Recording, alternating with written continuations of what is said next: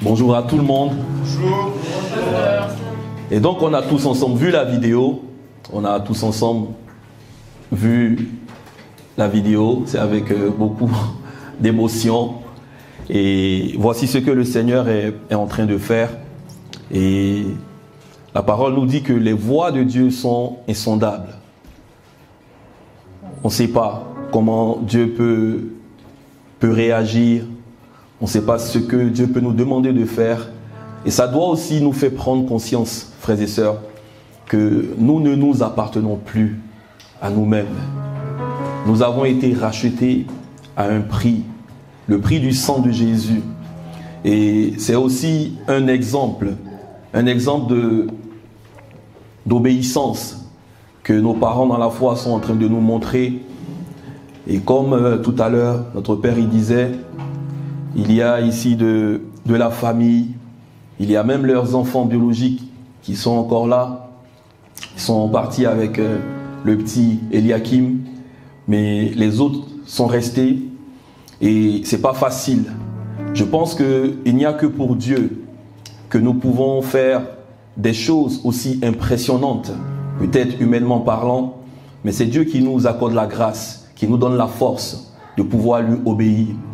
Et si Dieu t'a appelé à faire des choses, c'est parce qu'il t'aime. Tout ce que Dieu nous demande de faire, c'est simplement par amour. La Bible dit que Dieu a tant aimé le monde qu'il a donné son Fils. Tout ce que Dieu te demandera de faire, ce sera pour ta propre personne. Ce sera pour ta propre destinée. Dieu n'est pas un Père méchant, c'est un Père qui est bon. Et il veut que nous puissions rentrer pleinement dans la destinée qu'il a pour nous. Et comme il a si bien dit, continuons à prier pour lui. Nous savons l'homme de réveil qu'il est. Et par l'obéissance, nous avons vu à quel point la France a tremblé. La France a été secouée. Et ce n'est pas fini.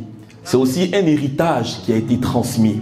Et si tu es là aujourd'hui, tu bénéficies de cette grâce qui a été relâchée. Il suffit de la saisir. Il suffit d'honorer la grâce et de la saisir et de rentrer pleinement dans ta destinée. Je ne pense pas, je ne crois pas que tu aies été connecté à Jésus mon refuge, à l'homme de Dieu, pour pouvoir rester tel que tu es. Il y a forcément quelque chose que Dieu veut te transférer.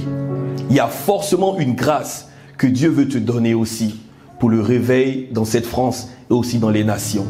Et donc continuons à les porter en prière et je crois que le Seigneur va agir rapidement. Je crois que notre Dieu, il est fidèle. Ça peut être peut-être pas facile, mais je crois qu'ils seront là bientôt, voilà, pour pouvoir nous accompagner encore. Et nous allons bénéficier aussi des portes aussi qui sont en train de s'ouvrir. Et comme souvent, j'aime si bien le dire, on surfe sur quelque chose, un travail qui a déjà été fait, quelque chose qui va nous permettre d'être moins fatigués. Quand tu sais reconnaître de telles choses, quand tu sais profiter et honorer, ta vie chrétienne sera facile. Elle sera facile parce que quelqu'un a déjà abattu un travail pour toi. Quand les parents, nos parents naturels, quand ils sont là, ils font souvent des choses. Ils vont peut-être travailler, ils vont peut-être nous léguer des choses. C'est ce qu'on appelle un héritage. Et un héritage, on ne charbonne plus pour ça, non. On le prend. Il est le nôtre. Et c'est comme ça aussi que le Seigneur Jésus-Christ nous a aussi légué un héritage par le Saint-Esprit. Et aujourd'hui, c'est un peu de cela que nous allons parler. Bien avant, j'aimerais savoir, même pas savoir, je sais un peu déjà, les personnes qui nous visitent pour la première fois, ou bien les personnes qui sont là depuis quelque temps. Je crois que je vais désigner, parce que je connais tout le monde à la maison. Les personnes qui nous visitent pour la première fois, est-ce que vous pouvez vous tenir debout, s'il vous plaît? Alléluia. Merci, mon frère. Tiens-toi debout. Christ, tiens-toi debout. Je t'ai vu. Que Dieu te bénisse. Alléluia. J'ai dit de vous tenir debout, mais tu es venu. Gloire à Dieu. Tu es un homme de foi. Amen. C'est quoi ton prénom, mon frère? Neto. Comment? Neto. Neto. Oui. Neto. Do Brasil? Du Brésil. Do Brasil. C'est Neto. J'ai un côté brésilien. Gloire à Dieu. Mais venez, venez, les nouveaux venez. Alléluia. Viens Sean, Sean viens. Alléluia. Erika, elle est où? Erika, je l'ai vue quelque part. Ah, elle est là. Amélia, c'est ça? Can you come please? Viens ma soeur, viens. Vous pouvez venir les sœurs, venez. Venez vous deux. Vous deux. Oui, vous deux, s'il vous plaît. Audreyne, viens. Audreyne, viens. Amen. Gloire à Dieu. Alléluia. Si je vous ai appelé, c'est parce que vous êtes précieux pour Dieu. Vous savez, on ne fait pas les choses comme ça, non? C'est bizarre, mais ce matin, j'étais en train de prier pour le culte. Et Dieu m'a dit, honore les personnes qui sont nouvelles dans l'église. Et vous savez, Jésus, mon refuge, c'est une famille. C'est pas juste un lieu où on vient pour se rassembler et puis après on repart comme ça, non. Et si Dieu a permis que vous soyez là aujourd'hui, c'est parce qu'il avait prévu ce rendez-vous depuis longtemps. Tu me comprends? Bien? Gloire à Dieu. Et donc, juste vraiment pour vous encourager à ne pas abandonner le chemin que vous avez emprunté. C'est plus que venir en fait à l'église, le pas que vous avez fait aujourd'hui. C'est marcher avec Jésus-Christ. C'est marcher dans l'amour parfait. Et Dieu a des plans merveilleux pour vous. Peut-être que vous nous avez vu danser, vous nous avez vu sauter. C'est de la folie en fait. La vie chrétienne, comme j'aime si bien le dire, elle est passionnante. C'est ça, être fou pour Jésus. Parce que nous avons tous ici un témoignage. Et chacun sait de là où Dieu l'a retiré. J'aimerais que vous puissiez continuer à avancer avec Jésus. Et nous sommes une famille. Vous avez des frères et sœurs qui sont là aujourd'hui. Je ne sais pas, peut-être pour une personne, peut-être tu as été abandonné, peut-être ta famille a des soucis. Ça peut arriver dans le monde. Mais Dieu nous a donné une famille en Christ. On n'est pas parfait non plus. Mais on reconnaît qu'en Christ, nous sommes un. Et c'est ce qui nous lie ici aujourd'hui. Soyez les bienvenus. Et ici, c'est votre maison. Amen. Que Dieu vous bénisse. Asseyez-vous.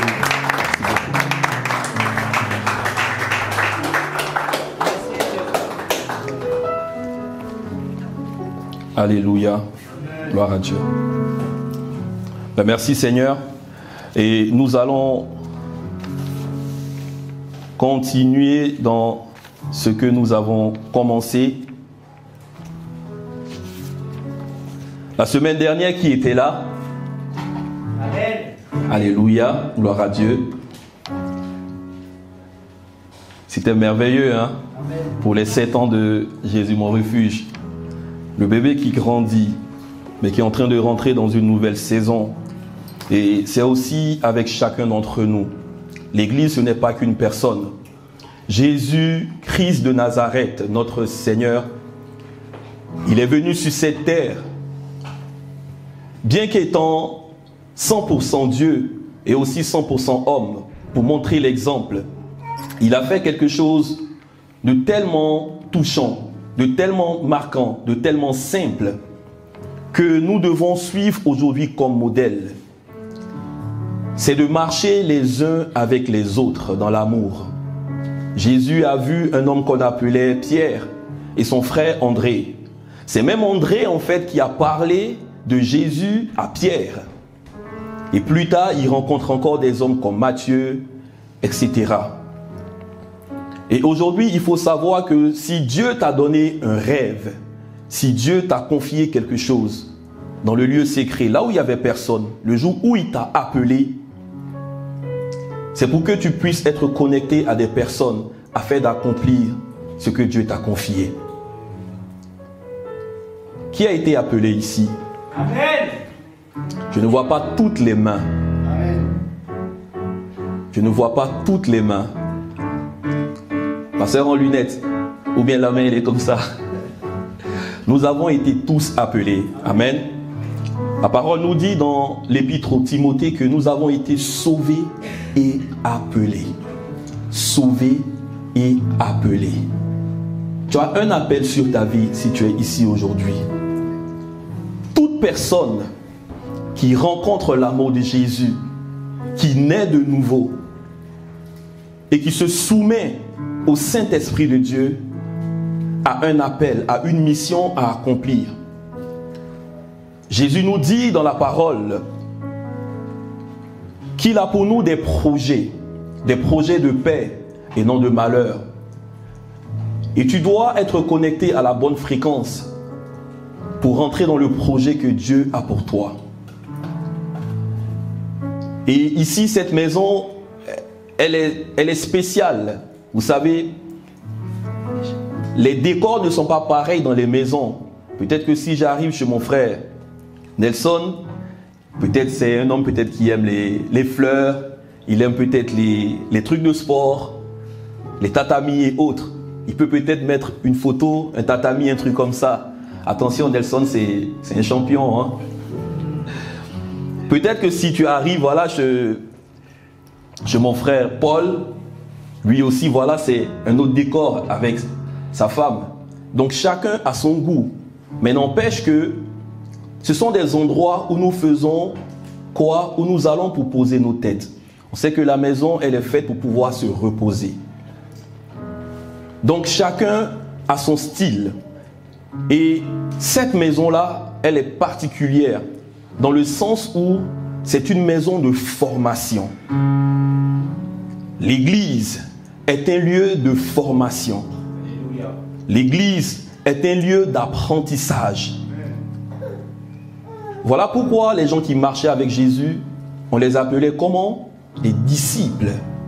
Qui parle de disciple parle d'une personne qui est apprentie. C'est le mot en hébreu, apprenti. Il apprend. Et même moi qui vous parle, je suis aussi un apprenti de Jésus. Tout ce que je suis aujourd'hui, que je fais aujourd'hui, toutes ces choses, je les ai apprises auprès de mon Père. Et je continue encore d'apprendre. Donc, dit que on sait tout, ou bien on a un certain niveau, ou bien un certain statut, et cela va nous empêcher d'apprendre, c'est qu'on est tombé dans l'orgueil.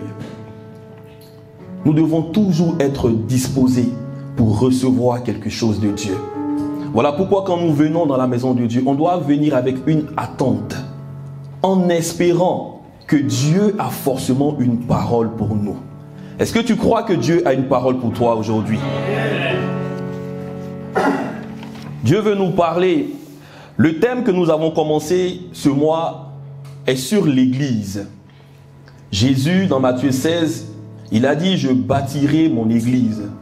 Il parlait à Pierre. « Je bâtirai mon Église ».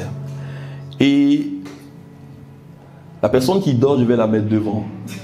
Aujourd'hui, personne ne dort. Je veille, hein. Donc, si vous voulez, prenez des trucs, bloquez vos yeux pour ne pas dormir. Esprit d'assoupissement, tu dégages. Amen.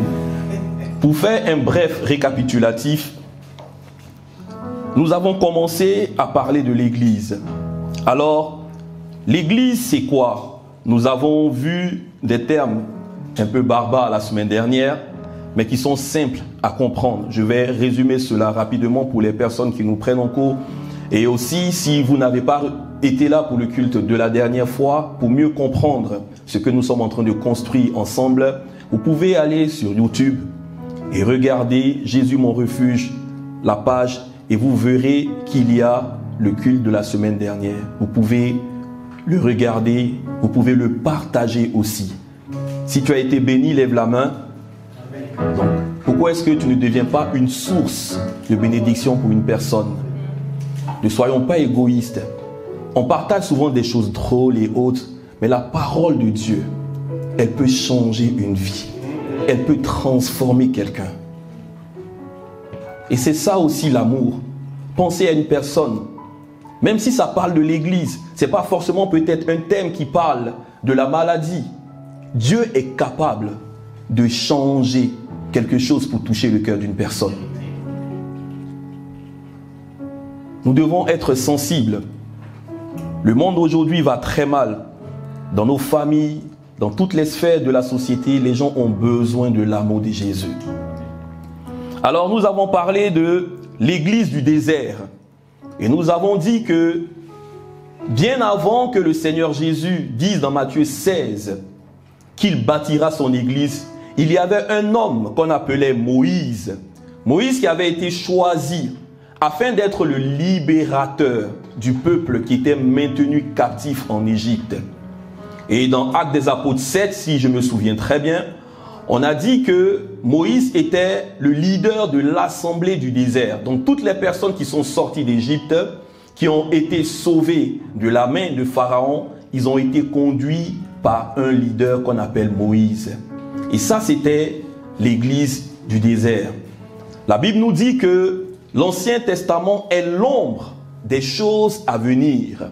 Et donc quand nous arrivons dans le Nouveau Testament, l'époque dans laquelle nous sommes aujourd'hui, le Seigneur Jésus, quand il est venu, il a aussi dit à Pierre, c'est la première fois dans Matthieu 16 qu'on trouve le mot église dans le Nouveau Testament, où il dit, je bâtirai mon église et les portes, je ne sais pas si on peut le voir en même temps, et moi je te dis que tu es Pierre et que sur cette pierre, je bâtirai mon église et que les portes du séjour des morts ne prévaudront point contre elle, contre cette église qui a été bâtie.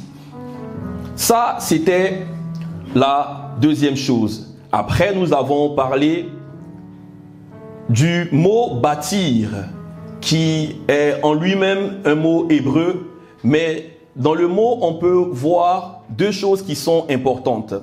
On a vu oikos, qui veut dire quoi? La maison de Dieu, le tabernacle, le palais de Dieu. Et nous avons vu doma.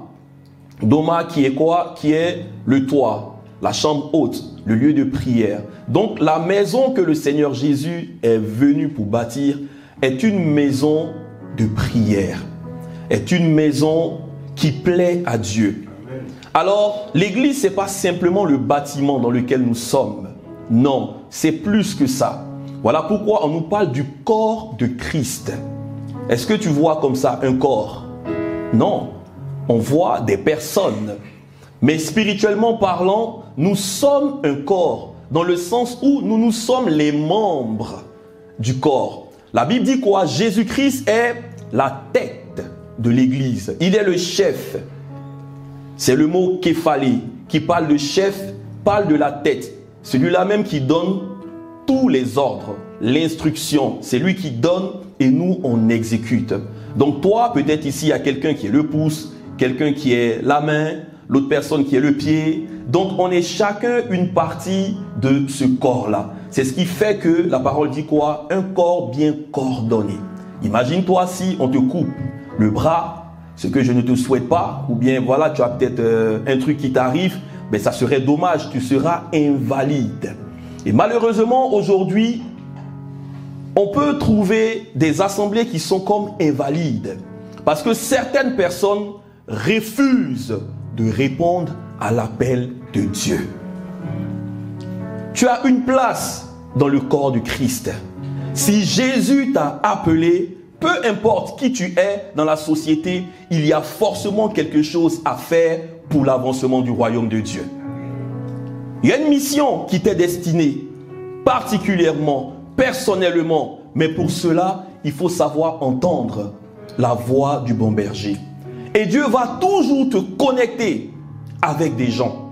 Dieu va toujours te connecter avec des personnes qui ont parcouru un certain chemin, qui ont appris beaucoup de choses afin de te rendre la tâche facile. Regardez la sagesse de Dieu, elle est simple. Dieu fait de sorte que nous rentrons dans le monde par des personnes, ce qu'on appelle généralement nos parents, qui deviennent après nos éducateurs, qui nous inculquent des valeurs, qui nous enseignent, ainsi de suite.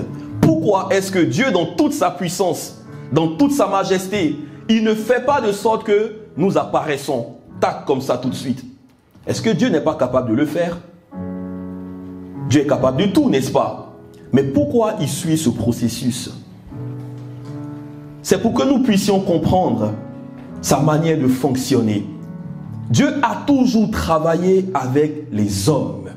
Regardez cette parole que je tiens, qu'on appelle la Bible. Elle a été écrite par qui? Question piège. Elle a été écrite par qui? Par le Saint-Esprit. Quelqu'un a dit par des hommes. Comment? Inspiré par l'Esprit. Et c'est vrai que c'est inspiré par l'Esprit que des hommes ont écrit de la part de Dieu. C'est ce que la parole nous dit dans l'épître de Timothée. Inspiré par l'Esprit que des hommes ont écrit. Dieu aurait pu faire descendre ce livre, comme dans certaines religions disent que le livre est quitté quelque part. Nous, on n'en sait rien. Nous, on croit que Dieu nous a envoyé cette merveilleuse parole à travers des hommes pour nous montrer la simplicité. Dieu n'est pas un tricheur. Si Dieu nous dit qu'il a quelque chose pour nous et qu'il nous le montre clairement, que ce soit à travers des rêves, des songes, des visions et autres, c'est que Dieu nous donne aussi la capacité de pouvoir accomplir cela. Donc Dieu ne va pas te donner des choses qui sont plus lourdes que toi. Non. Il va toujours te donner la capacité. Au-delà même d'une simple capacité, il est venu lui-même habiter en toi par la merveilleuse personne du Saint-Esprit. Et ça, c'est le plus grand privilège. Je crois que la personne du Saint-Esprit, on la verra pour la prochaine fois. Mais aujourd'hui, on va parler du pilier de l'Église. Le thème, c'est Christ, le fondement de l'Église. La dernière fois, c'était « Je bâtirai mon Église ». Mais on est toujours dans le thème « Je bâtirai mon Église », mais avec l'œuvre de la croix. Amen. C'est le pilier de la vie chrétienne. C'est le pilier de la maison de Dieu. Rien ne peut se faire en dehors de la croix. Quelqu'un dira, ah ben, encore pasteur aujourd'hui, il va nous parler de Jésus est mort, il a donné sa vie, tout ça. Reste tranquille, écoute. Écoute, Dieu veut te parler. La croix, c'est pas ce que tu entends tous les jours. Écoute, Dieu va te parler. Et tu verras en fait cette œuvre autrement. Lisons ensemble la parole de Dieu dans 1 Chronique au chapitre 22. 1 Chronique au chapitre 22. On va voir quelque chose de merveilleux. Toute cette parole nous parle de Jésus-Christ. Elle nous parle de l'œuvre de la croix. Tu peux trouver Jésus dans chaque ligne de la parole de Dieu. 1 Chronique 22, je lis la parole à partir du verset 1. Et après, normalement, je vous donne en fait tout le chapitre. Vous pourrez méditer là-dessus. Mais après, je vais essayer de sauter quelques lignes pour pouvoir vite avancer. Et David fit, 1 Chronique 22, verset 1er. Et David dit, ici sera la maison de l'Éternel Dieu. Et ici sera l'autel des holocaustes pour Israël. David fit rassembler les étrangers qui étaient dans le pays d'Israël. Et il chargea des tailleurs de pierre de préparer des pierres de taille pour la construction de la maison de Dieu. Il prépara aussi du fer en abondance pour les clous et des battants des portes et pour les crampons de l'airain en quantité, tel qu'il n'était pas possible de le peser. Et des bois de cèdre sans nombre, car les Sidoniens et les Tyriens avaient emmené à David des bois de cèdre en abondance. David disait, mon fils Salomon est jeune et d'un âge faible, et la maison qui sera bâtie à l'Éternel s'élèvera à un haut degré de renommée et de gloire dans tous les pays. C'est pourquoi je veux faire pour lui les préparatifs. Et David fit beaucoup de préparatifs avant sa mort. On va aller au verset 11. Maintenant, mon fils, que l'Éternel soit avec toi, afin que tu prospères et que tu bâtisses la maison de l'Éternel, ton Dieu, comme il a déclaré à ton égard. Veuille seulement l'Éternel t'accorder de la sagesse et de l'intelligence et te faire régner sur Israël dans l'observation de la loi de l'Éternel, ton Dieu. Alors tu prospéreras si tu as soin de mettre en pratique les lois et les ordonnances que l'Éternel a prescrites à Moïse pour Israël. Fortifie-toi et prends courage. Ça nous fait penser à Josué. Fortifie-toi et prends courage. Ne crains point, ne t'effraie point. Voici, par mes efforts, j'ai préparé pour la maison de l'Éternel 100 000 talents d'or, 1 million de talents d'argent et une quantité d'airain et de fer qu'il n'est pas possible de peser, car il y en a en abondance. J'ai aussi préparé du bois et des pierres, et tu en ajouteras encore. Tu as auprès de toi un grand nombre d'ouvriers, des tailleurs de pierre, des charpentes et des hommes habiles pour toute espèce d'ouvrage. L'or, l'argent, l'airain et le fer sont sans nombre. Lève-toi et agis. Lève-toi et agis, et que l'Éternel soit avec toi. Amen. Amen. Alors, voici ce que David donnait comme instruction à son fils.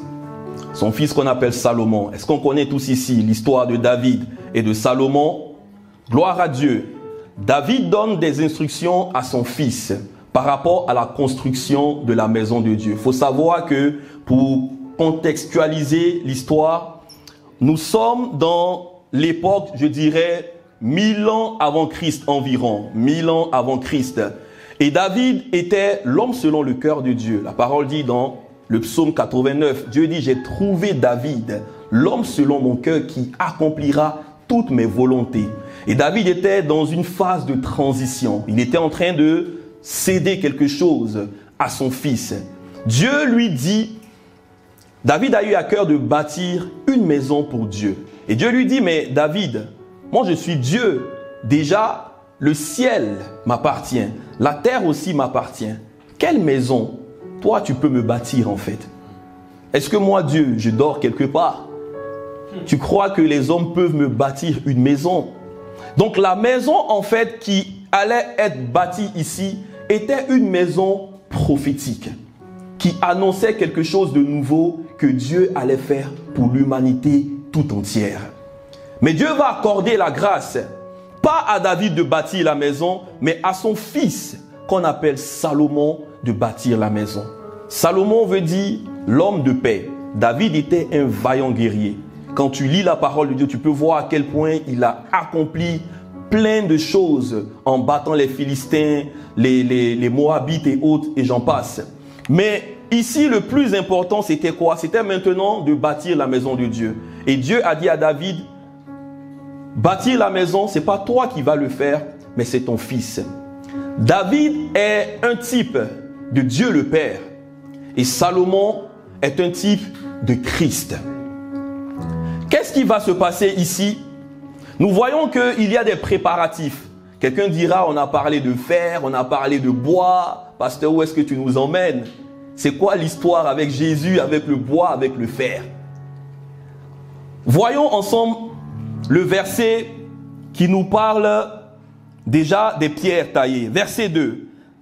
1 Chronique 22, verset 2. David dit, rassemblez les étrangers qui étaient dans le pays d'Israël. Et il chargea des tailleurs de pierre de préparer des pierres de taille.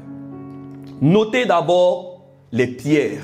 Qui parle de pierre parle de rocher, parle de colline.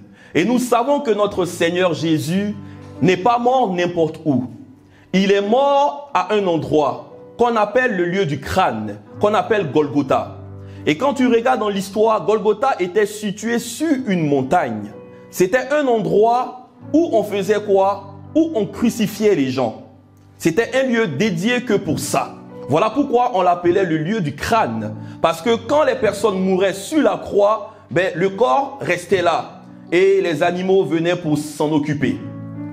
Alors, notre Seigneur Jésus-Christ n'a pas eu le même sort. Il est passé par là, mais son sort a été différent parce que lui, après, il a été mis dans un tombeau. Retenons l'œuvre de Golgotha, c'est-à-dire la croix.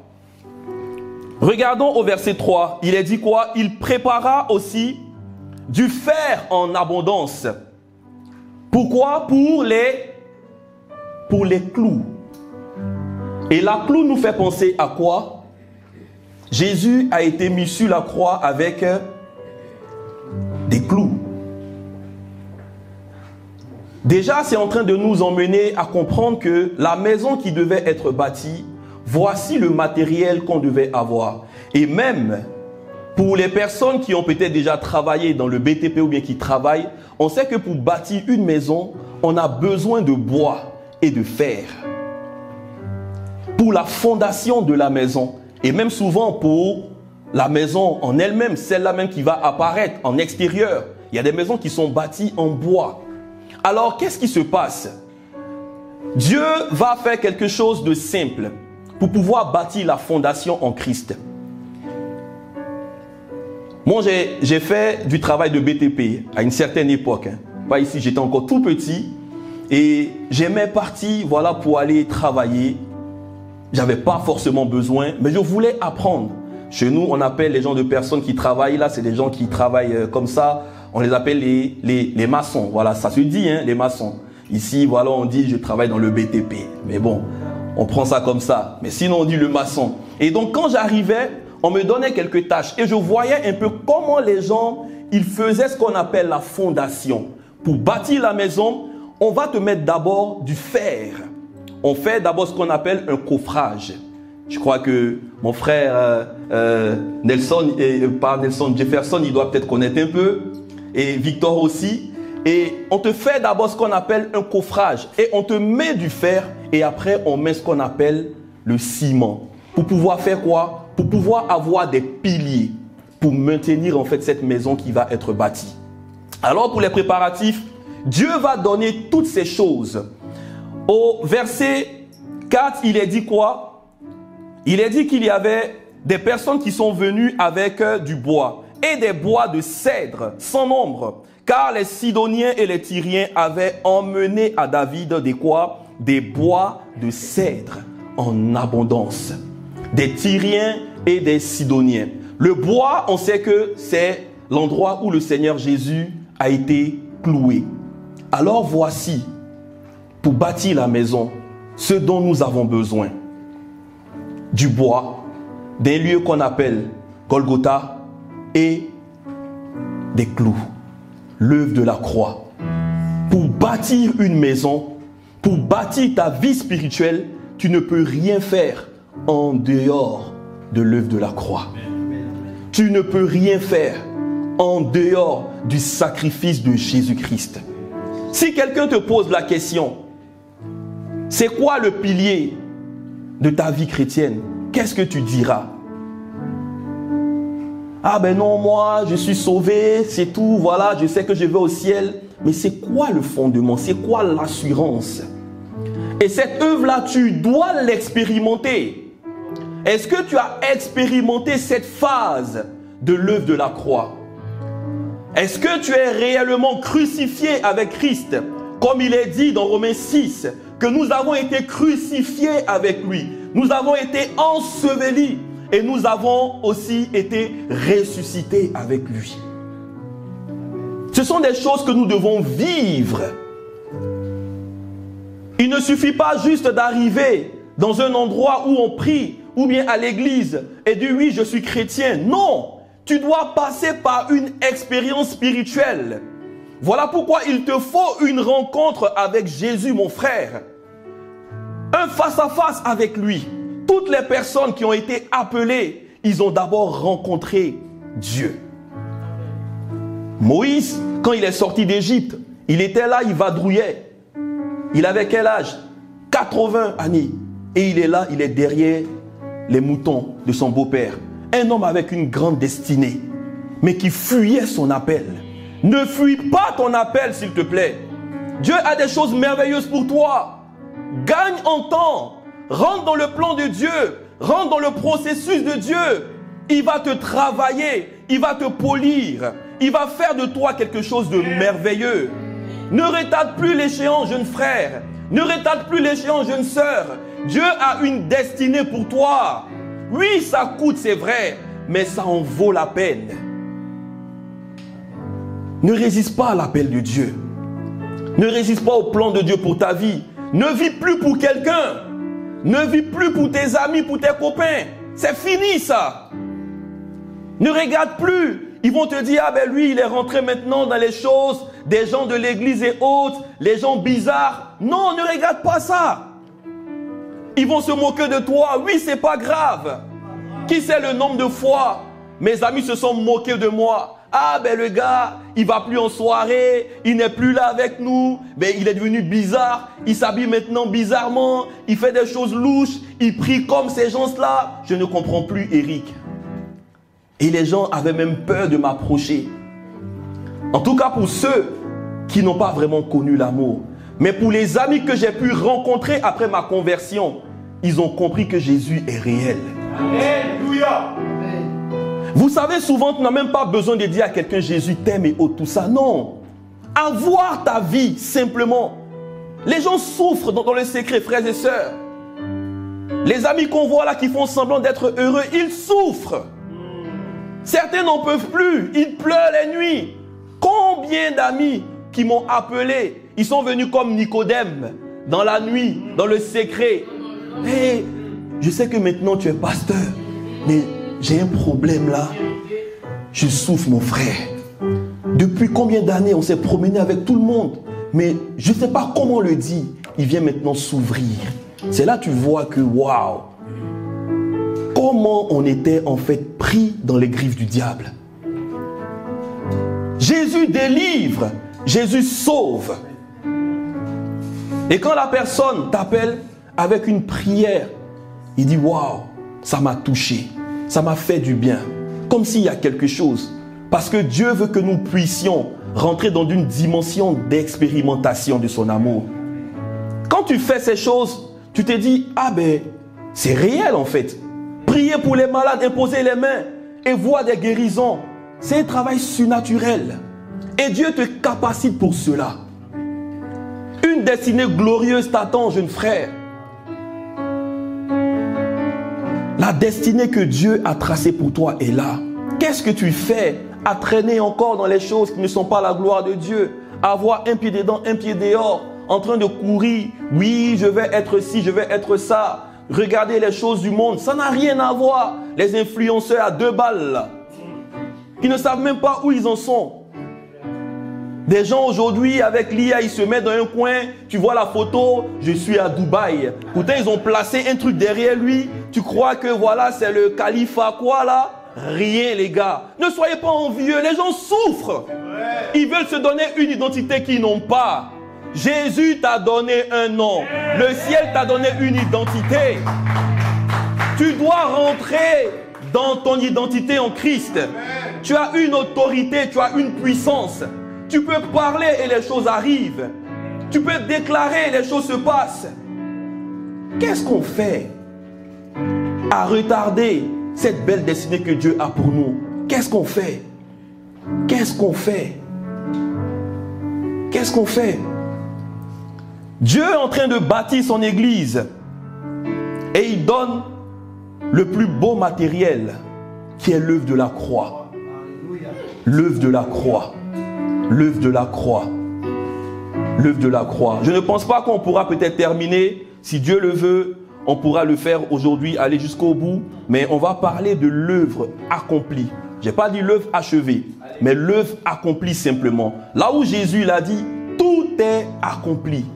Quand il était sur la croix en train de mourir, et il a donné cette parole, tout est accompli. C'est bon, maintenant je peux aller tranquillement. Et après, celui-là même que j'ai donné comme promesse, il va venir, le consolateur, le glorieux Saint-Esprit. Mais aujourd'hui, on parle de l'œuvre accomplie. Regardons ensemble dans la parole de Dieu. Salomon donne des instructions. Et quand nous lisons dans 1 Chronique 22, toujours on est là, et on lit à partir du verset 14. Il est dit quoi? Voici, par mes efforts, j'ai préparé pour la maison de l'Éternel 100 000 talents d'or, 1 million de talents, l'argent et 1 million de talents d'argent et une quantité d'airain et de fer qui n'est pas possible de peser. En fait, dans l'œuvre de la croix, toutes tes bénédictions sont dedans. La Bible dit les choses que l'œil n'a point vues, que l'oreille n'a point entendues, qui ne sont point montées au cœur de l'homme. En fait, des choses qui dépassent ton entendement. Tout se trouve dans ce que Jésus a accompli pour toi. Amen. Jésus, c'est pas que je viens et puis j'accepte Jésus, je lève ma main dans une église. Seigneur, merci pour la vie. Je reçois ton amour, je reçois. Non, il y a une vie à vivre. Il y a quelque chose à démontrer avec. C'est pas simplement être sauvé et puis je meurs, après je vais au ciel. Mais pendant que tu n'es pas encore mort et que tu es là physiquement sur la terre, qu'est-ce que tu fais maintenant? C'est là où tu as besoin du Saint-Esprit pour te conduire. L'Esprit de Dieu vient pour nous conduire dans toute la vérité. Ceux qui sont fils sont conduits. Une chose est d'abord naître de nouveau. La Bible dit quoi? Dans l'évangile de Jean, à tous ceux qui l'ont reçu, il a fait de quoi? Ses enfants. Mais après, tu ne restes pas enfant. Regarde-toi, tu étais un enfant un jour, mais aujourd'hui, tu es maintenant grand, n'est-ce pas? Donc, si l'être humain naturellement grandit, ben c'est que aussi ton homme intérieur aussi doit grandir. Pour cela, il faut une communion avec le Saint-Esprit. Te laisser conduire par lui. C'est là qu'on voit que tu es maintenant un homme.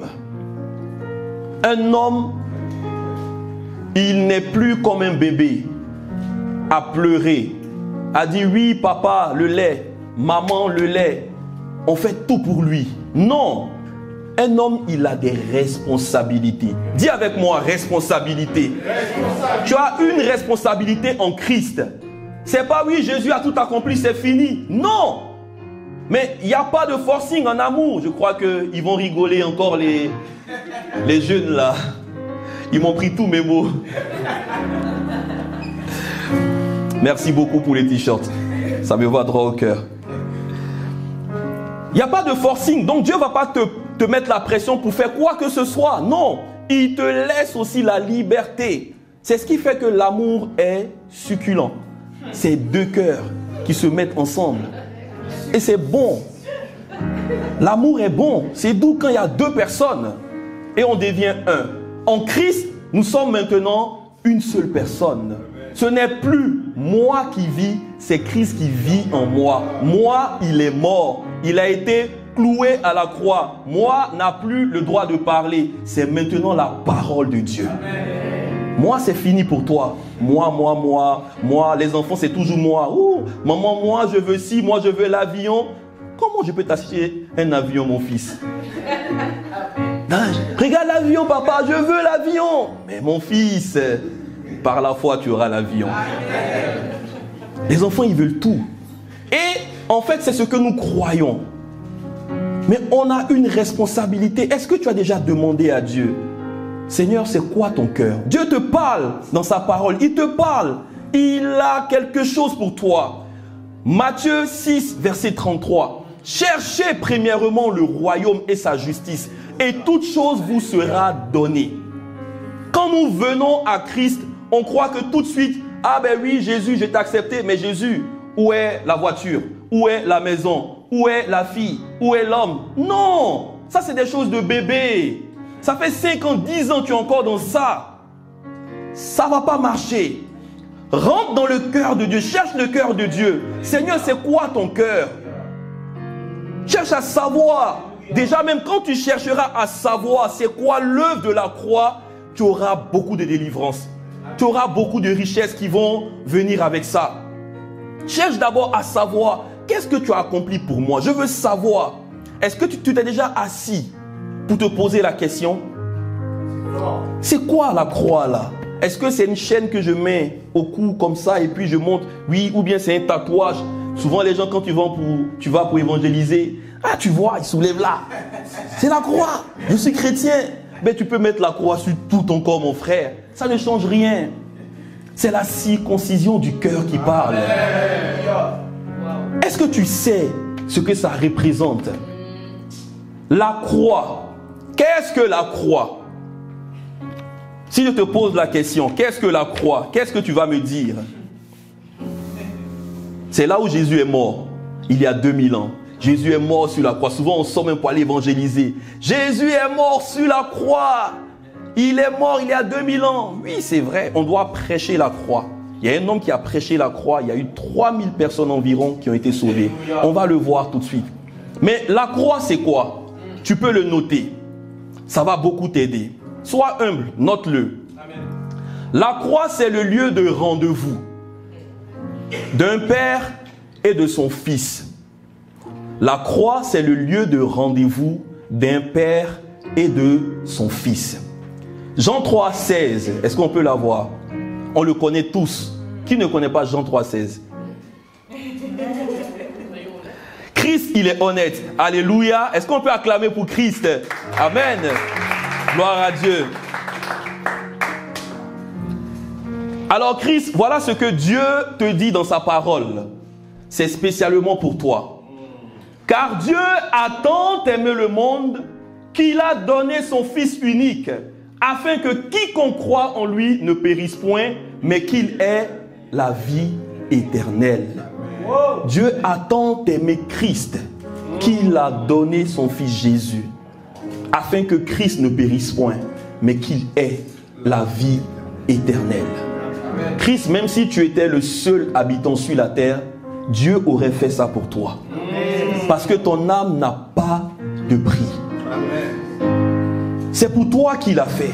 C'est pour chacun d'entre nous que Jésus a fait ça. Dieu a tant aimé qu'il a donné. Mais il y a une chose aussi qu'il faut savoir. Le Fils dit, dans Jean 10 au verset 38, je crois, verset 18, pardon. Le Fils dit quelque chose qui est très important, qu'on va voir. Jean 10, verset 18. Personne, on peut revenir verset 17, pardon, vite fait. Le Père m'aime parce que je donne ma vie. Afin de quoi? Afin de la reprendre. Donc, en vrai, le Père n'a pas forcé le Fils. Est-ce qu'on comprend un peu? Parce que là, le Fils nous dit quoi? Parce que je donne ma vie. Là, c'est Jésus qui parle. Hein? Le Père m'aime. Même si le Père a tant aimé le monde qu'il m'a donné, mais ce n'était pas vraiment de tout son cœur en fait. Oui, il a fait, il devait le faire. Mais moi, le Fils, je devais prendre aussi ma décision. C'est par amour. Dieu a tant aimé. La plénitude de l'amour, elle se trouve dans l'œuvre de la croix. Dieu a tant aimé. Le Fils dit, parce que je donne ma vie afin de la reprendre. Le Père, c'est moi. Moi et le Père, nous sommes un. Donc, je vais passer par la mort. Est-ce que Dieu meurt? Dieu ne meurt pas. La mort est un esprit. Fallait qu'il aille dans le séjour des morts pour aller faire quoi? Apocalypse. Pour aller chercher la clé. Donc, c'était un passage pour nous qui étions morts autrefois. Parce qu'on vivait dans ce monde, on croyait que c'était ça la vie. Les boîtes de nuit, faire de la musique, je sais pas moi, les trucs qu'on peut vivre tous les jours là. On croit que oui, ouais, ça c'est la vie, mon frère, tu vis, hein? Tu vis bien. Chez nous on dit, waouh, toi tu es un bon vivant, un bon mourant, ouais. Mais on mourait, on partait en enfer. Et les gars, c'est sérieux, hein? Est-ce que tu sais que l'enfer est réel? On partait en enfer. On partait en enfer. N'eût été cette œuvre-là, on partait en enfer. Personne ne vient à lui s'il ne l'a d'abord attiré. Est-ce que tu sais ce que représente cette œuvre? Tu as déjà vu quelqu'un qui a donné sa vie pour toi? Qui a donné sa vie pour toi? Et même s'il donnait sa vie, c'est en vain. Parce qu'il n'est pas saint. Jésus, le sacrifice parfait, il vient dans toute sa sainteté. Parce que dans l'Ancien Testament, il fallait trouver un agneau sans tache, pur, pour le sacrifice. Tous les hommes ont péché. Nous tous ici, on a déjà péché. Et on continue même d'ailleurs souvent. en pensée. Même souvent tu te lèves, même tu dis, oui Jésus c'est vrai, mais c'est trop dur, j'y vais encore. En fait, aller en enfer, c'est même pas le fait que tu as péché. C'est pas ça. Quand on va trop dans ce sens-là, on tombe dans la religiosité, dans la légalité. Non. Aller en enfer, c'est refuser d'accepter Jésus comme sauveur et Seigneur. C'est ce qui mène en enfer. Beaucoup de personnes iront en enfer. Ceux qui disent, moi je suis un homme bien, je ne fais pas ci, je ne fais pas ça, ils vont en enfer. Parce qu'ils n'ont pas accepté le sacrifice. Voilà pourquoi on doit prêcher l'évangile. Dieu nous donne cette opportunité de participer à son œuvre en prêchant l'évangile. Regarde encore la grâce que Dieu te fait de travailler avec toi. Toi qui étais un pécheur, mais il t'a mis au même niveau que lui. Il a dit, viens, tu n'es plus assis dans les bêtises du monde là, mais tu es assis dans les lieux célestes avec moi. Je t'ai pris, je t'ai mis, tu es en Christ. Maintenant, tu peux parler depuis ta position et il y aura de l'impact. Parce que tu dis, le Saint-Esprit qui vit en toi va aller travailler dans le cœur de cette personne. Par ta prière, la prière du juste a une grande efficacité. C'est le moyen que je te donne. Prie les matins, parle, appelle et tu verras que ça fonctionne. Mais est-ce que tu le fais? On néglige ces choses basiques et on attend quoi de Dieu? À pleurer. Ce sont des choses simples que Dieu nous demande de faire. Dieu n'est pas compliqué. Dieu est la personne la plus simple. Il nous a tout donné en Christ. Il a tout accompli à la croix pour nous. Le lieu de rendez-vous entre le Père et son Fils. Le Fils qui dit oui, dans le rouleau du livre, il est question de moi. Je viens, ô Dieu, pour faire non pas ma volonté, mais la tienne. Voilà pourquoi à Gethsémani, Jésus est allé. Il soupirait, il pleurait, il criait. Parce que cette œuvre-là, aucun homme ne pouvait la faire. Aucun homme. Il n'y avait que lui pour accomplir une telle œuvre. Il n'y avait que lui. Et toutes les prophéties ont été accomplies à la croix du Calvaire. Quand tu regardes comment les gens de l'Ancien Testament, ils faisaient des processus pour pouvoir donner les sacrifices, c'était trop compliqué. Mais une fois pour toutes, l'agneau a été immolé pour nous. Il n'y a plus rien à faire, à part recevoir ce salut-là qui est si merveilleux. La volonté d'un père et la soumission de son fils. Dans la parole de Dieu, il est dit, dans Jean 2 au verset 19, Jésus parlait ici de quelque chose que à l'époque les gens ne comprenaient pas. Jésus leur répondit, détruisez ce temple et en 3 jours je le relèverai. Le temple que Salomon a bâti, il a été détruit. Il a été détruit à l'époque où le roi Nebuchadnezzar est venu et il a pris les enfants d'Israël, il les a emmenés. Après ça, il a été, je crois, restauré par Hérode et autres. Mais Dieu dit que lui, il ne vit pas dans des temples bâtis par des mains. Il s'est trouvé une maison. Il s'est trouvé un lieu d'habitation. Et c'est qui ce lieu d'habitation? C'est qui? C'est moi. Quel privilège. Amen. Quel privilège. Quel privilège. Dieu, le patron du monde, le chef des chefs. Je ne te parle pas d'un directeur PDG, de Coca, de machin, de quoi. Pour la pub, c'est gratuit. Je ne sais pas, mais je ne te parle pas de ça. Je te parle de Dieu, créateur de l'univers. Il accomplit un sacrifice pour toi, spécialement. Il envoie son fils qui meurt pour toi, spécialement. Et tu vas jouer avec un tel salut. Tu vas perdre ton temps dans des choses futiles. Qu'est-ce que tu attends en fait? Jésus dit, détruisez ce temple et en 3 jours, je le relèverai. Verset 20, il est dit quoi? verset 20, il dit, Jean 2, verset 20. Les Juifs dirent, il a fallu 46 ans pour bâtir ce temple, et toi, en 3 jours, tu le relèveras. Verset 21. Mais il parlait de quel temple? Du temple de son corps. Du temple de son corps. Quand Jésus était en train d'être torturé à la croix, quand son corps était en train d'être labouré, quand tu vas chercher la mort que Jésus a vécue est une mort brutale, très brutale. Tout ce qu'on prend comme fouet et autres pour lui rentrer là-dedans, ce sont des choses vraiment affreuses. Mais il a fait pour toi. La Bible dit que le rideau a été déchiré de haut en bas. Jésus dans les ciels qui vient en déchirant le rideau, il te ferait un nouveau chemin pour que tu puisses être en connexion directe avec le ciel. Voilà pourquoi dans Hébreu il est dit quoi? Nous avons maintenant l'assurance de nous approcher du trône. Il n'y a plus rien qui nous sépare. Romains 8 verset 1. Il n'y a plus de condamnation. Le mur de séparation a été détruit. Donc tu peux parler à Dieu. Dieu a un cœur. Tu peux avoir une relation avec lui personnellement. Tu rentres maintenant dans une nouvelle phase. Avant, il fallait passer par des sacrificateurs, par Moïse, par ces gens qui devaient s'habiller d'une manière aussi, porter un type de vêtements et autres. Mais Dieu te dit, aujourd'hui, tu peux me parler. N'aie pas peur. Viens tel que tu es.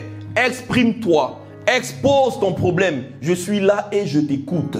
Mais moi aussi, j'ai des choses à te dire. Parce que tu ne vas pas venir regarder, peut-être tu es avec une personne, avec ta femme et autres, et tous les jours, surtout les femmes, elles vont te parler. Mais elles ne te laissent même pas placer. Mais souvent je les dis, ouais, je dresse mon oreille. Est-ce que je peux parler un peu aussi? Oui, tu peux parler. Donc c'est un dialogue.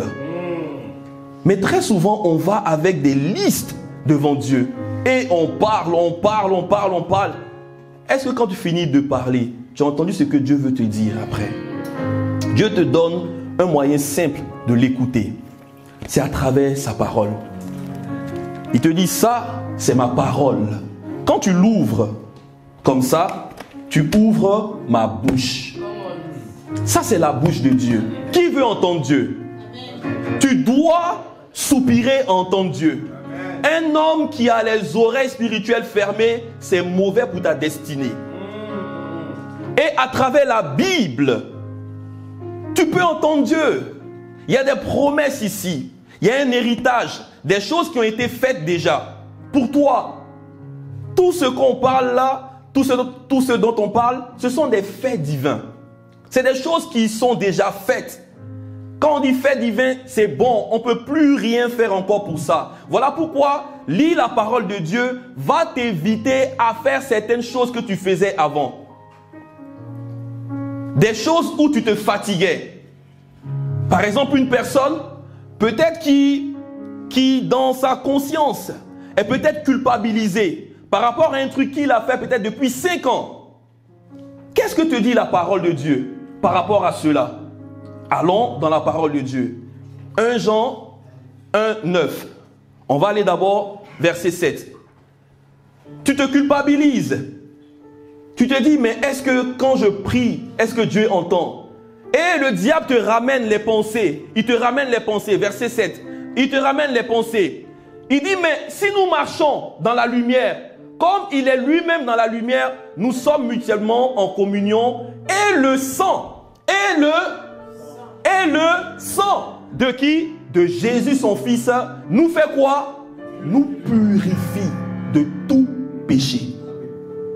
Christ, tu es purifié de tout péché en Jésus. Il n'y a aucun péché. Il est dit bien tout péché. Tout péché, tout type de péché. Meurtre, je ne sais pas moi, tous les péchés les plus affreux que tu peux imaginer. Ça ne veut pas dire que c'est des choses que Dieu cautionne. Attention, mettez nota bene là. Parce que souvent les gens vont se dire, ah ben oui, je vais faire, comme j'ai vu ça, ça c'est le verset qui me sert d'échappatoire. Non. Dieu ne te sauve pas pour que tu ailles tomber encore dans les mauvaises choses. Aujourd'hui, il y a des gens qui ont... Vous savez, il y a des gens qu'on appelle des personnes qui transforment la parole de Dieu à leur sauce. En fait, il va te dire, il est écrit que le juste tombe 7 fois, il se relève 7 fois. Je suis tombé combien de fois déjà? 1 fois. Ben, je peux encore tomber 2 fois, je vais aller voir encore la même fille là. Et demain, il va. Ça fait 2 fois. Ah Seigneur, pardonne-moi, c'est plus fort que moi. Je repars encore 3 fois. Il a déformé la parole de Dieu. C'est ne rien comprendre. C'est vouloir prêcher à toi-même ton propre évangile. Sinon, nous avons été libérés une fois pour toutes du péché. La loi de l'esprit de vie, on va voir ça rapidement tout à l'heure. Nous avons une nouvelle loi qui agit maintenant en nous. Ce n'est plus la loi de la mort et du péché. Dieu est tellement sage. Dieu est tellement intelligent. Même dans tout ce qu'on dit, il y a un peu les sciences qui parlent de lois. On parle des lois spirituelles. La loi de la gravité. Si je prends cette feuille-là et que je la lance, est-ce qu'elle peut rester en haut? Non, elle va tomber parce qu'il y a une attraction. C'est comme ça aussi avec Dieu. Avec l'œuvre qui a été accomplie, nous sommes libres du péché. C'est pour la liberté que vous avez été affranchis. Et donc l'œuvre de la croix a fait quelque chose de merveilleux qu'on va voir ensemble. Mais avant cela, on va lire un passage de l'apôtre Paul dans l'épître aux Corinthiens. 1 Corinthiens 1, verset 18. 1 Corinthiens 1, verset 18. On va speeder. 1 Corinthiens 1, verset 18. Je crois qu'on le connaît tous. L'évangile est car la prédication de la croix est une folie pour ceux qui périssent. Mais pour nous qui sommes sauvés, elle est une puissance de Dieu. Verset suivant, il est dit quoi? Verset 19. Aussi, il est écrit, je détruirai la sagesse des sages et j'anéantirai l'intelligence des intelligents. Par l'œuvre de la croix, Jésus a fait quelque chose que la pensée humaine ne peut pas comprendre. Voilà pourquoi certaines personnes aujourd'hui ne comprennent pas toujours. Les gens dans la religion, ils disent, mais c'est trop facile. Comment Jésus peut venir mourir pour moi mes péchés? Et surtout les frères musulmans, ils ne comprennent pas cette œuvre. Certains disent, on va mettre le péché dans la balance. What? C'est chaud ça. Le péché, ce n'est pas quelque chose qu'on fait. Non. C'est ce que tu es. C'est une nature. La Bible dit quoi? Que dans le jardin, quand il y a eu le péché, l'homme, il a vu, en fait, une nouvelle nature lui a été donnée. C'est la loi de la mort et du péché. Donc, en fait, le péché, ce n'est pas ce qu'on fait. Ce qu'on fait, aller taper les gens, aller boire, se saouler, faire n'importe quoi, ça, ce sont les fruits. C'est comme un arbre et ses fruits.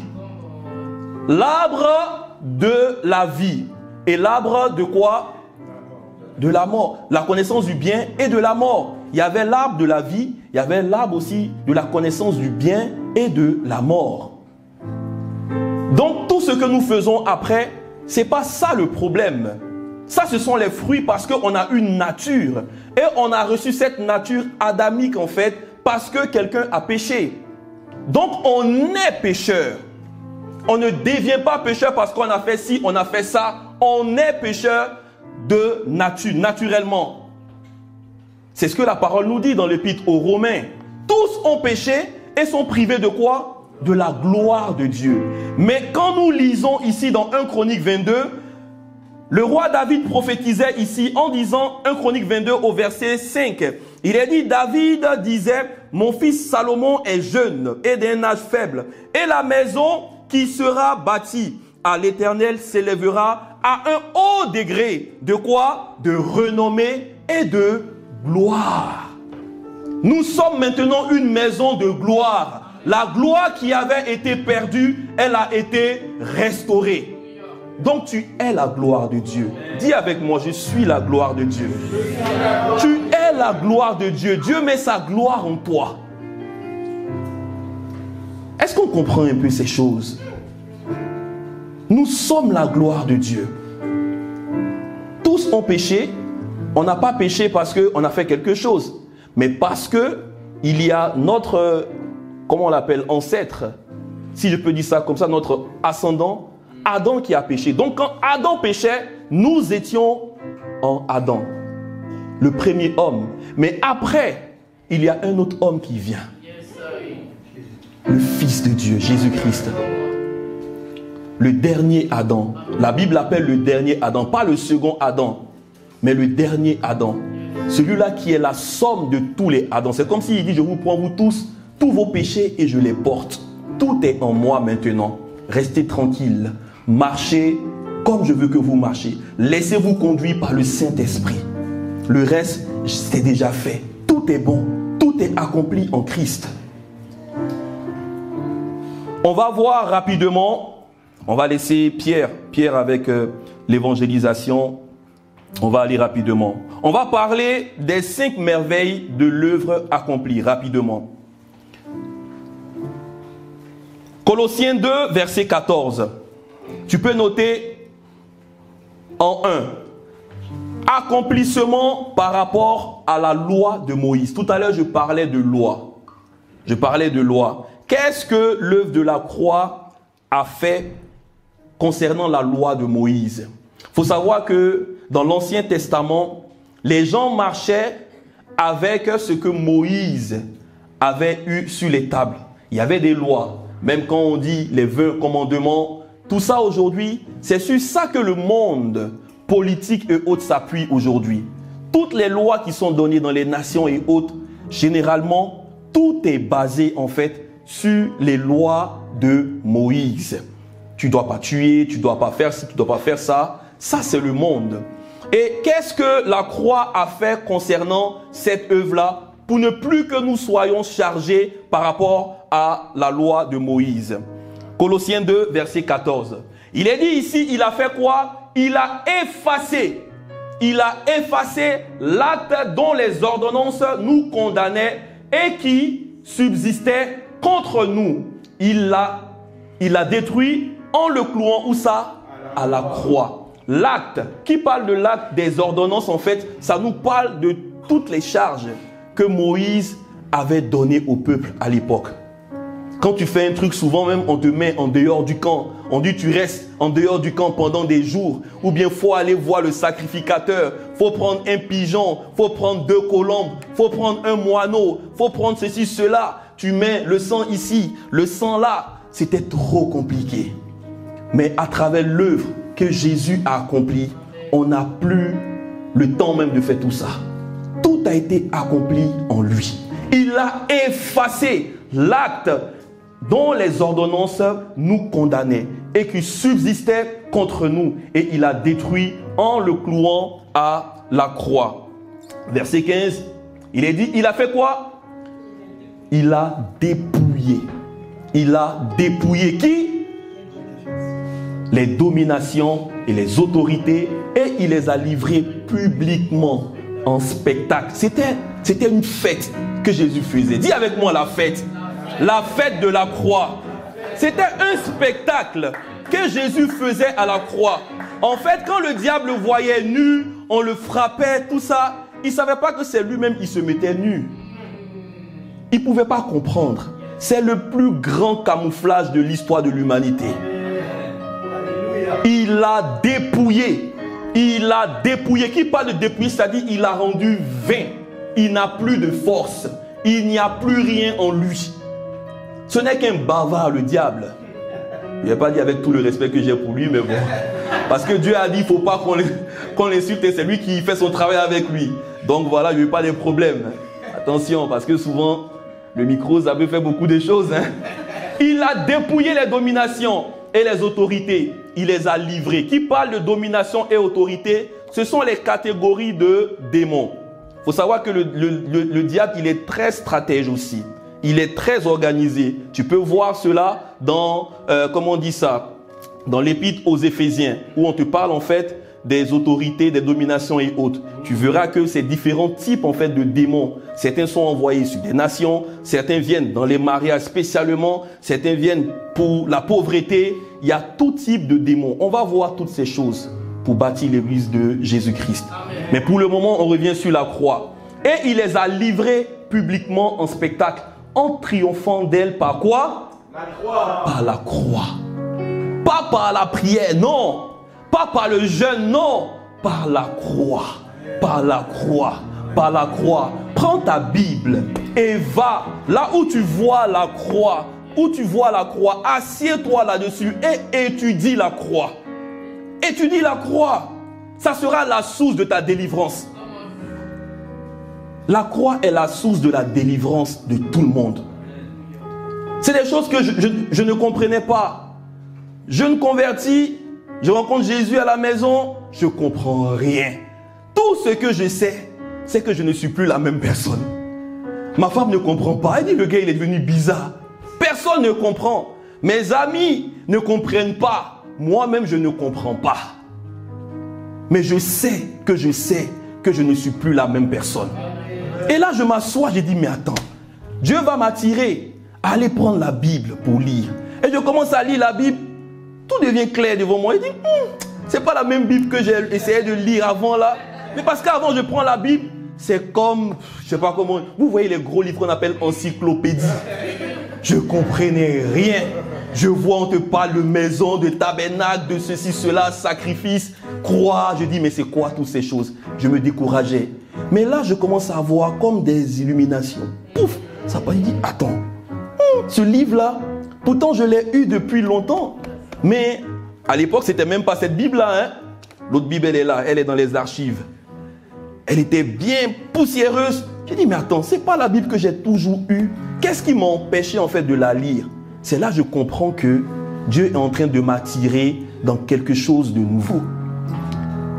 Et Dieu me dit, va lire l'épître aux Romains. J'entends la voix qui me parle. Va lire l'épître aux Romains. Va voir la croix. Ce que Jésus a fait pour toi. C'est là que tu auras ta délivrance.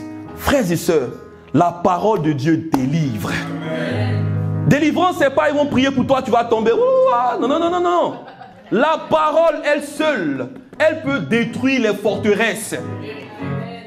Ce que tu dois faire, c'est de simplement accepter qu'elle te transperce, qu'elle te parle. Parce que la parole parle, elle est vivante. Elle parle. Et la parole a commencé à me parler. Elle a commencé à me parler. Je dis, ah mais, toutes ces culpabilités que j'avais. Une fois, j'étais sorti dans mes débuts. J'avais même pas encore l'église. Hein. J'étais à la maison. Et les amis du monde, vous voyez, avant t'appelle. On dit, ah ben ouais. Je m'appelais déjà pasteur. Pasteur, je t'aimais encore pasteur. Hein. Ah, pasteur. Parce que quand tu deviens chrétien net, ah ben ouais, lui c'est un pasteur maintenant.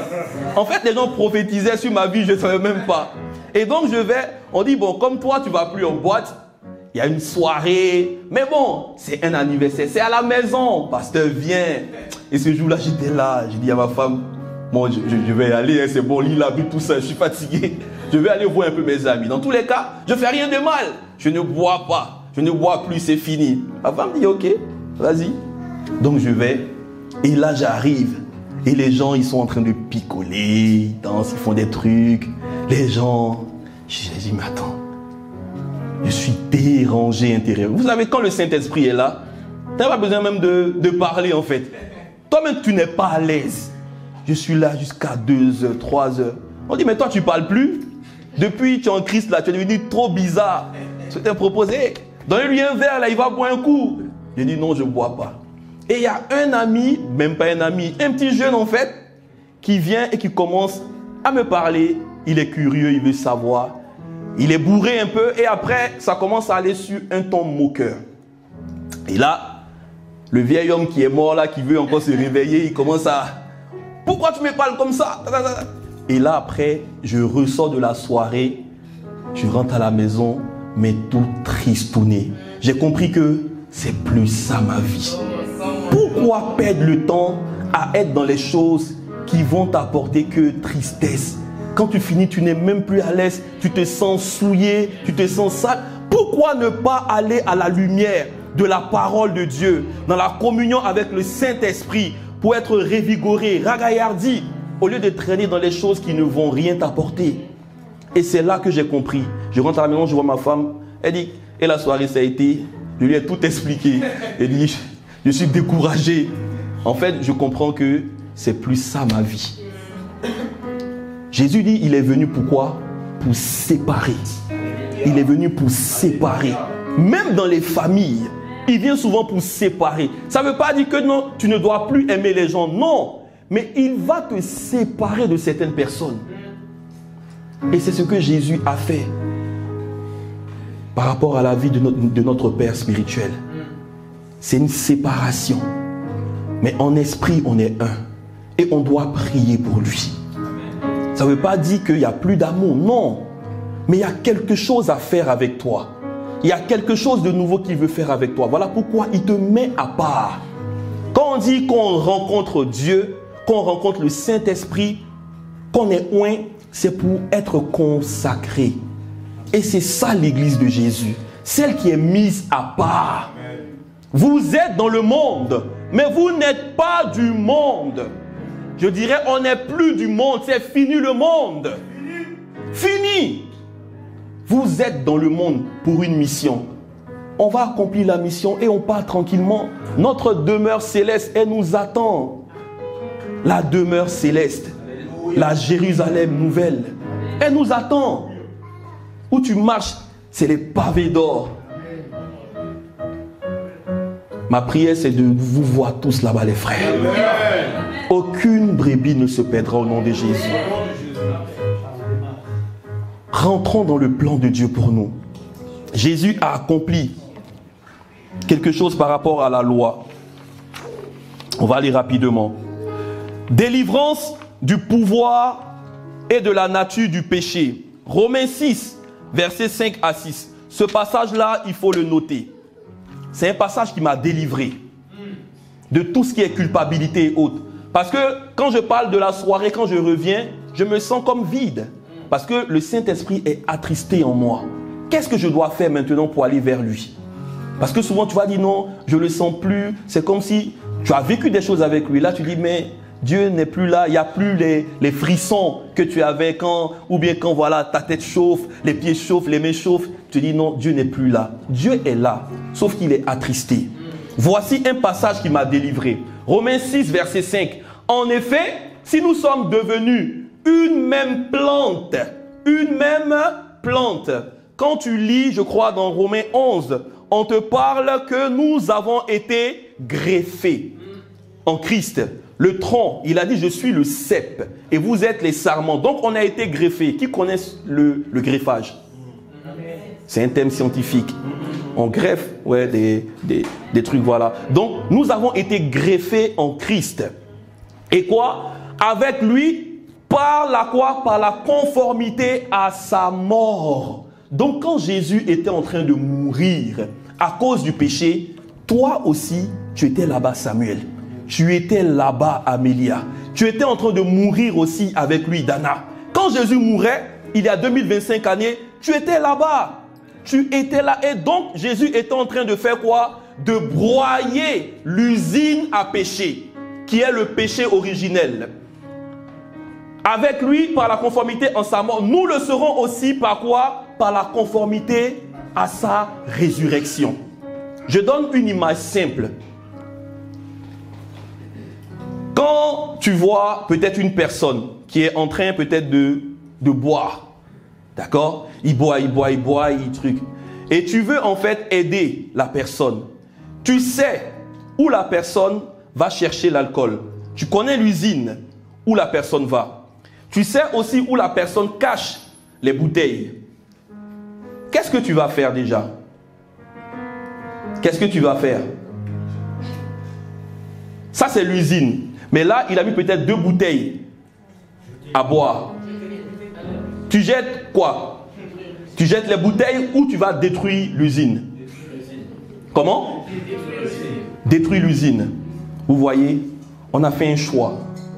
Ça prouve déjà que l'amour, on doit avoir la plénitude. Jésus a fait tous les deux par l'œuvre de la croix.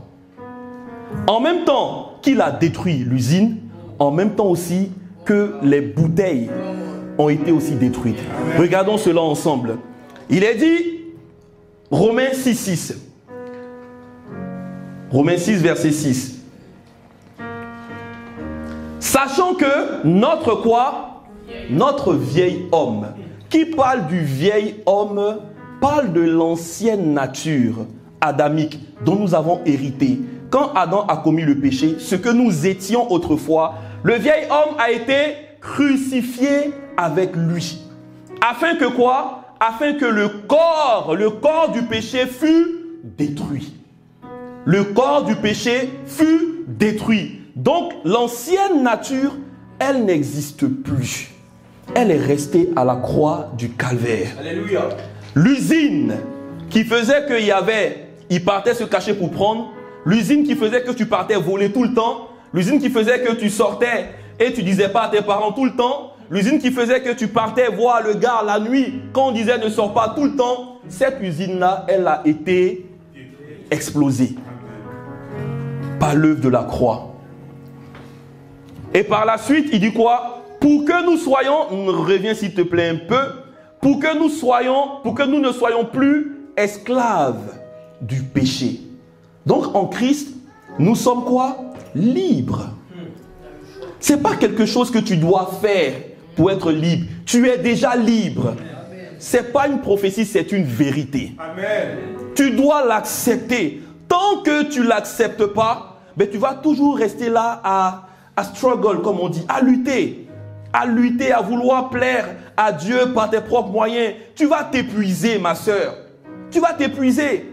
Parce que ce que Jésus a fait, en fait, tu dois simplement rentrer là-dedans. Et au verset 7, il est dit quoi? Au verset 7, il est dit, car celui qui est mort est libre de quoi? Est libre du péché.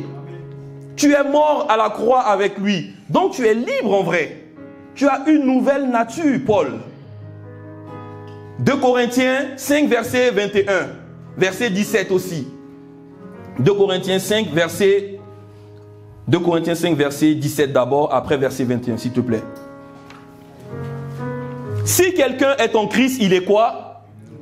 Une nouvelle créature. Dis avec moi, je suis une nouvelle créature. Sean, tu es une nouvelle créature en Christ. Parce que tu as accepté de marcher avec Jésus. Tu es passé par l'eau du baptême. C'était le symbole de ta mort avec Christ et la résurrection quand tu sors. Nous sommes une nouvelle créature en Christ. Les choses anciennes, le vol est passé, le braquage est passé, la prostitution est passée, la pédophilie est passée. Toutes les choses mauvaises sont passées. Voici toutes choses. Quand tu vois dans la parole de Dieu le mot voici, arrête-toi. C'est qu'il y a quelque chose de solennel, quelque chose de nouveau, quelque chose d'inimaginable que Dieu a fait. Voici, toutes choses sont devenues nouvelles. Nous sommes une nouvelle créature à cause de l'œuvre de la croix. Ça, c'est le Seigneur Jésus qui a commencé à poser les premières fondations. Lui seul, il n'y avait personne là. C'est lui qui l'a fait d'abord. Il a donné l'exemple. Comme un bon roi, il s'est mis devant. Cette œuvre-là, personne ne peut la faire si ce n'est pas moi. Dans le livre, il est question de moi. Et donc, je viens. Je prends mes responsabilités. Père, j'ai dit, c'est moi. Et donc, je prends tout pour moi. Tout pour ma pomme. Pas comme Moïse. Moïse qui a lutté, qui a dit non, Seigneur, aide-moi. Toutes ces choses, moi, je ne peux pas. Je ne sais pas parler. Je ne sais pas faire. Je ne sais pas si. Dieu lui a démontré d'abord. Dieu l'a encouragé. C'est normal. Parce que nous avons peur de cette destinée-là. L'inconnu fait peur. L'inconnu fait peur, n'est-ce pas? Mais laisse-toi guider par lui. Ce n'est pas toi qui vas le faire. C'est lui qui va le faire à travers toi. Toi, tu es déjà morte à la croix du calvaire. L'ancienne Éliane, elle est morte à la croix du calvaire, c'est fini. Maintenant, il y a une nouvelle Éliane de Christ qui est née maintenant. Et c'est le Christ qui vit en toi qui va accomplir la chose. Fais-lui confiance, ma sœur. Fais-lui confiance. Fais-lui confiance. 2 Corinthiens 5, verset 21. Et nous allons terminer. Pour le reste, vous allez noter ou bien on va le donner la semaine prochaine. Celui qui n'a point connu le péché. Il est venu dans une nature de sainteté. Qui d'autre est saint si ce n'est que Dieu? Jésus est venu dans une nature de sainteté. Il a fait devenir quoi? Péché pour nous, afin que nous devenions en lui la justice de Dieu. En fait, Jésus lui-même, il a porté même les péchés, mais pour aller plus loin, il est devenu le péché. Il est devenu le péché pour que nous puissions être quoi? Justice de Dieu. Voilà pourquoi on te parle de l'œuvre de quoi? De la croix et on te parle de la justification. C'est des thèmes qu'il faut comprendre simplement. Quand on dit que tu as été justifié, ben c'est comme si quelqu'un vient et il prend ta place. Simplement, tu lui donnes le vêtement sale, il te donne le vêtement propre et c'est fini. Identification en Christ. L'œuvre de la rédemption. Qui parle de rédemption, on parle souvent du rachat. L'œuvre rédemptrice de Christ. Tu as été racheté à un prix. Pas au prix de l'or ou de l'argent. Non. Là encore, pour bâtir le temple, Salomon, il voulait de l'argent. Il voulait de l'or. On dit des talents d'or innombrables. En fait, Salomon, lui, il avait la grâce d'avoir plein de choses. Il a prié. Il a dit à Dieu, donne-moi la sagesse. Dieu lui a dit, je te donne tout avec. Mais ce sacrifice qui a été fait pour toi, il est unique. C'est au prix du sang de Jésus. C'est la monnaie d'échange dans le monde spirituel. Jésus a donné son sang pour que toi, tu puisses être là aujourd'hui. On va s'arrêter là pour aujourd'hui. Et nous devons être conscients que ce sont des faits divins. Tu peux noter des faits divins. C'est fait une fois pour toutes. Il n'y a plus rien à rajouter là-dessus. Alléluia. Amen. On va se lever et nous allons prier. Merci Jésus. Merci Saint-Esprit.